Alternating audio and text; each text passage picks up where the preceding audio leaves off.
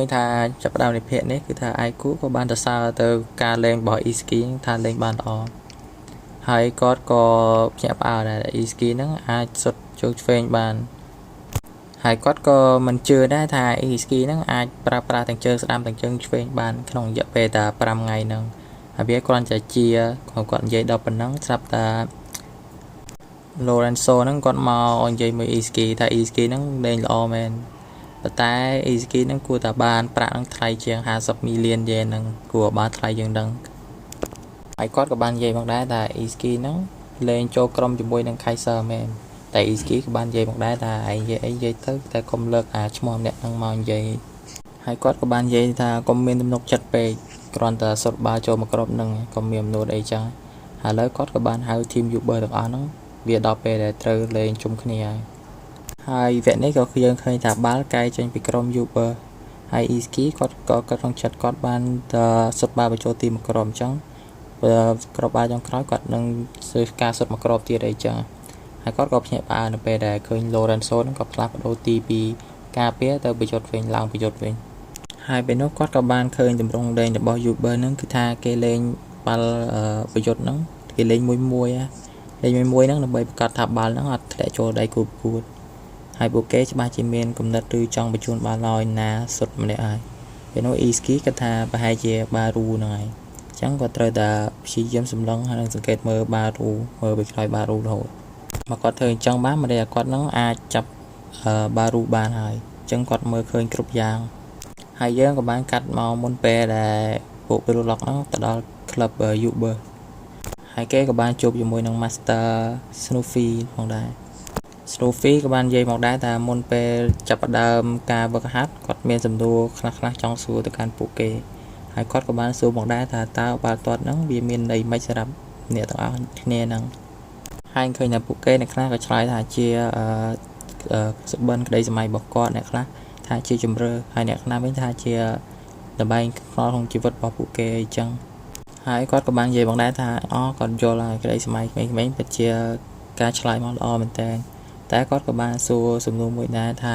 ចុះបើសិនតែក្តីសម័យឬបំណងអានឹងវាបរាជ័យវាអត់ជោគជ័យបើសិនតែពួកគេហ្នឹងចាញ់បាល់ហើយពួកគេហ្នឹងត្រូវបាត់បង់ឲ្យគេខ្លះ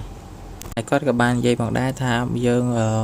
ចង់លេងបាល់មានការពូនជ្រោក្នុងការលេងបាល់ហ្នឹងវាមិនមែនជារឿងអាក្រក់ទេ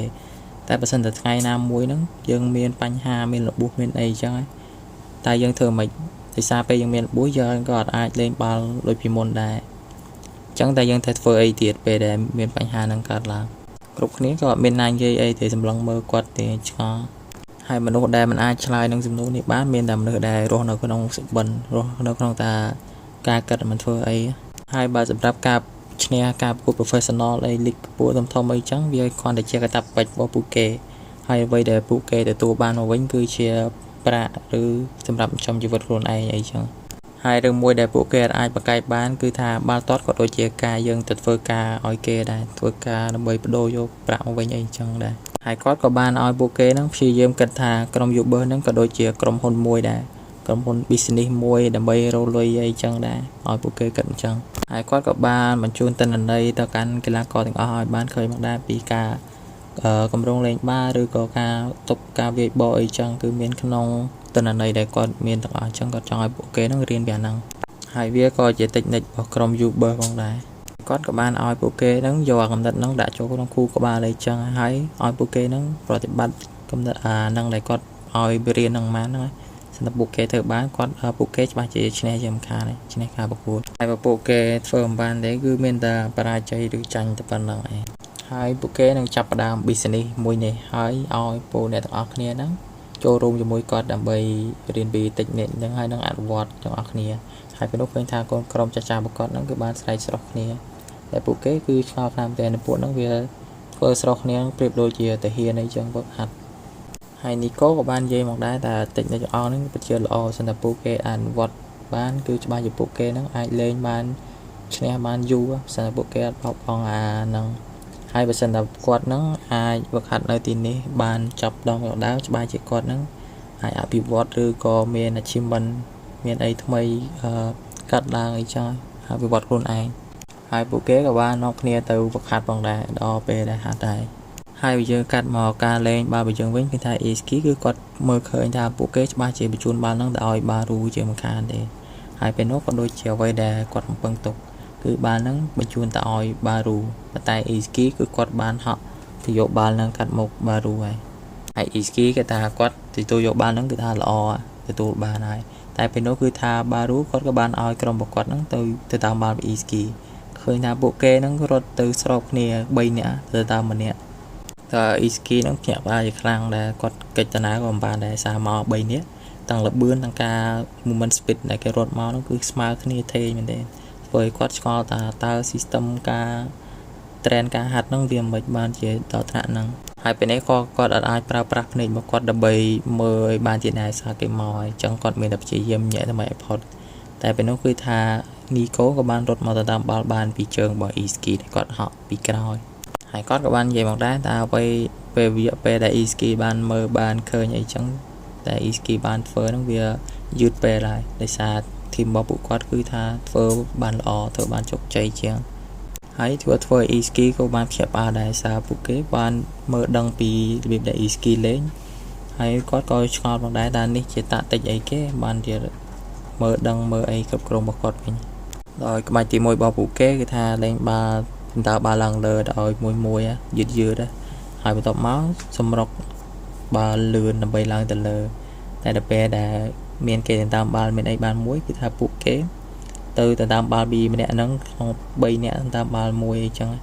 tầm bay không thơ mình hai Iski có đây chụp pi nè này lên bánh trong vì môn màu thì người ta tịnh nịch ní tạ tịnh ní người ta đôi chia phụ kế nắng bị phụ kế nắng tờ muối luôn tờ muối người ta họ chặt muối thlam muối kê đó nè nói bộ kê nó đang xì cho vạc này chụp khăn phải nói dân của bạn khơi ta nè trăm ti cả ca mà ru bồi dân của bạn khơi bộ kê nó lang màu thông bình nè chẳng có cho ta mùi na chỉ nè sụt ba nữa hai anh khơi ta bộ kê nó ba là cái nè mình màu thua oi nè trăm ti nó về ta mùi na chỉ nè sụt hai bên nó có cái phòng đá thà tích ba ru thì rồi ba ru nè sụt rồi hai cái của bạn mình chôn ba nó tại ba ru mền tai pe nó cứ Yukimiya nó có ban rotary riêng thôi ba ru nó là hai sốt ba bàn để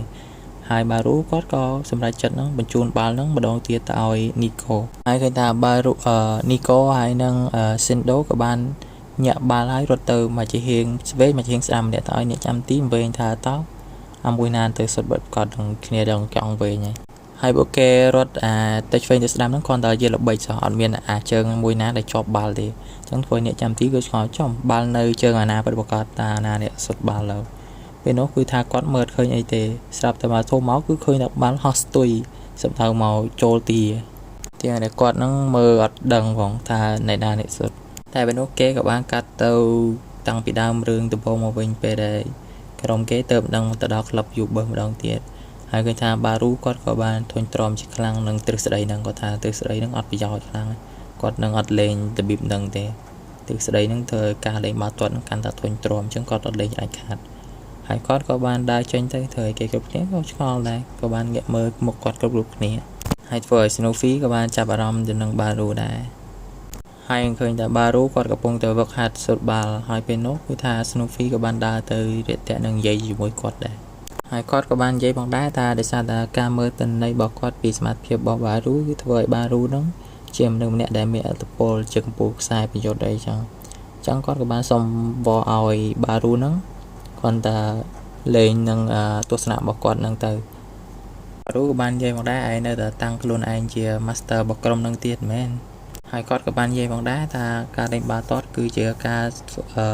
nghe xâm rạp quát đã có cứ trong bên đây đã trong là chia king á là chỉ là ba tuần hai quát nâng vô chne bị phục lộn nâng đòi play bọc quát play để quát chờ rơ chẳng bà sân chia Snoopy nâng trong pra quát cứ việc miễn play thì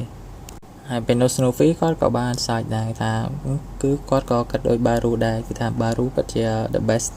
và ta ba ru nâng cách đặc miền nằm nuốt nâng về để ba ru miền nuốt nâng cách đặc phơi oi ba ru nâng ở cha lừa oi trên này là tây mấy quát có ban rốt từ vô ba bị ba ru bằng đài hai quát time thì vậy thì phong ta muốn về để ba ru nâng mà lên bán ba ru còn để chơi mà nước thầm đa mà nè ហើយគាត់ក៏បាននិយាយថាបារូប្រហែលជាគិតខុសរឿងមួយហើយគាត់ក៏បាននិយាយមកដែរថានៅជីវិតចុងក្រោយគេច្បាស់ជាមើលបារូហ្នឹងទៅមនុស្សដែលគ្មានតម្លៃមនុស្សដែលគ្មាន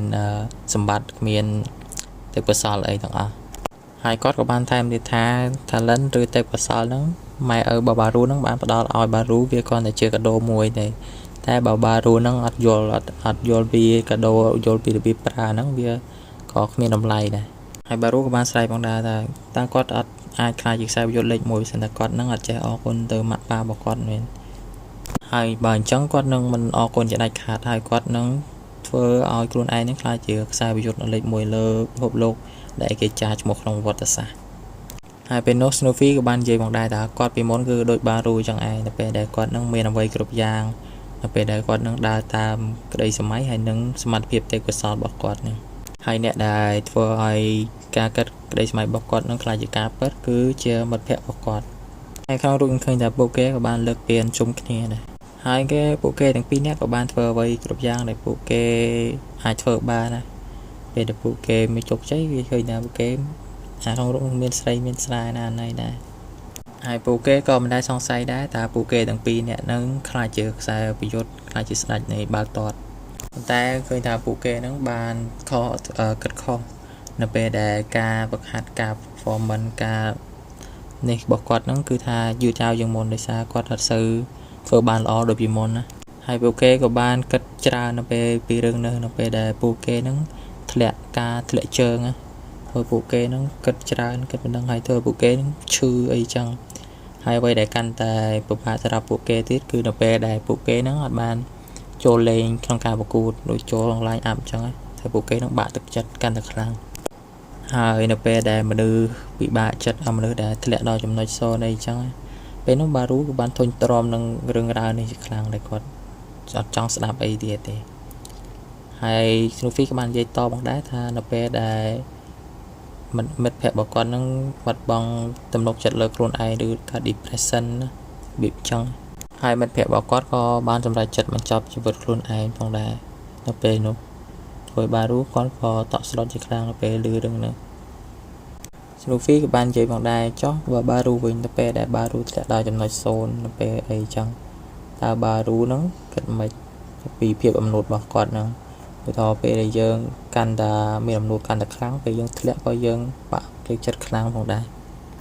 ហើយនៅពេលដែលពួកយើងមុននឹងខ្លាចជាខ្សែប្រយុទ្ធអីខ្លាចជាអ្នកលេងបាល់លេងអីយើងត្រូវចាំខ្លួនឯងថាយើងគ្រាន់តែជាមនុស្សធម្មតាទេមិនថាតើយើងចាញ់ឬឈ្នះអីចឹងមិនថាអ្នកមានទេពកោសល្យឬអត់ដែរយើងក៏មិនត្រូវគិតដែរហើយគាត់ក៏បានទទូចឲ្យបារូហ្នឹងមកលេងជាមួយគាត់ធ្វើការលេងជាមួយគាត់ team up អីគ្នាអីចឹងវឹកហាត់នៅអ្វីដែលគាត់បានបង្រៀនហើយគាត់ក៏បាននិយាយផងដែរតើបារូគិតមិនបើសិនជាគាត់ឲ្យបារូហ្នឹងជោគជ័យនៅ YouTuber នៅ team YouTuber ដោយជា king នៅនឹងបណ្ដោយ